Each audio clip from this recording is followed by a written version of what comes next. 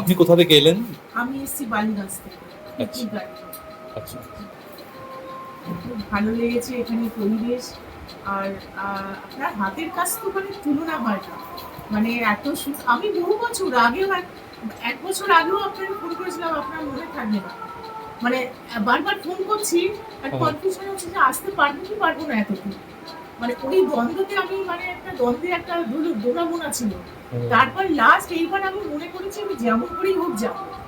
যা আমি শুধু টানে আমার এখানে আগেরবার এসে আমার এত ভালো লেগেছে, আমি আমার হাজবেন্ডকে বলছি যে আমি ফোনে বলছিলাম যেতে পারবো না, কিন্তু আমি মনে প্রাণে চেষ্টা করছি যে আমি এখানে এসে নেবো, আপনার সঙ্গে একটু কথা বলবো আর ওকেও একটু দেখবো।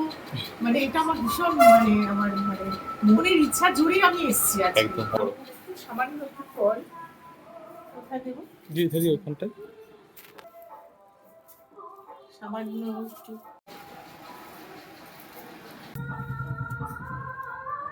জয় গিরিধারী, জয় শ্রী রাধে।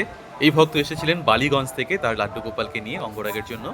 আমি ভগবান লাড্ডু গোপালের অঙ্গরাগ করলাম। অঙ্গরাগ করার পর ভগবান লাড্ডু গোপাল তো পুরো বদলে গেলেন।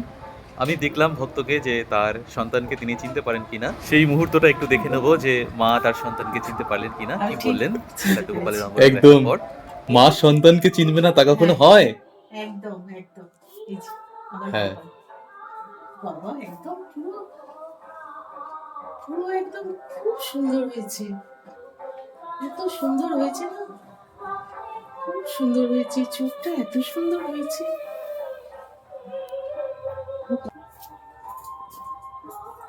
এই যে চোখ দুটো এত সুন্দর হয়েছে না, চোখ পুরো মানে পুরো মুখের মানে আদল পুরো চেঞ্জ হয়ে গেছে। কিন্তু গোপালের চেহারা দেখে তো আমি চেহারাটা ইয়ে করে হ্যাঁ। বুঝতে পেরেছি যে এটা আমারই একদম। গোপাল, কিন্তু মুখ পুরো চেঞ্জ। চোখ দুটো এত সুন্দর মায়াবী হয়েছে, মানে যেরকম আমি দেখেছি ঠিক সেরকম, বেশ। আপনার ভিডিওতে যেরকম দেখেছি একদম সেরকম। মাতাজি কিন্তু ভীষণ খুশি হলেন তার সন্তানের অঙ্গরাগ দেখার পর। মাতাজি সম্পর্কে একটু বলি।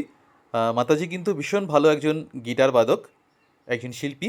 আপনারা যদি এই ভক্তের গিটার শুনতে চান তাহলে তার ইউটিউব চ্যানেল ফলো করতে পারেন। আমার একটা গিটারে ইউটিউব চ্যানেল আছে, হ্যাশ কাবিনী মিত্র বলে। মানে ওটা আমি আগে ছোটবেলা গিটার শিখেছি, তো বিয়ের পরে আর ছেলে মেয়ে হওয়ার পরে আর সেরকম রেওয়াজ করা হতো না। 40 বছর পরে হঠাৎ আমার ছেলে একটা ইউটিউব চ্যানেল খুলে দেয়, সেখানে আমি ওই নিজের মতন করে বাড়িতে বাজিয়ে বাজিয়ে একটা একটা করে গান ইউটিউবে দিয়েছি। আপনারা শুনবেন, যদি ভালো লাগে তো আমার খুব ভালো লাগবে।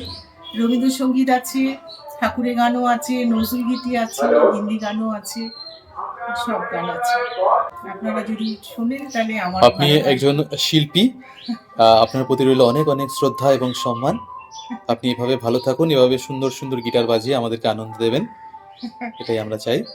ভগবান আপনার মঙ্গল করুক। রাধে রাধে।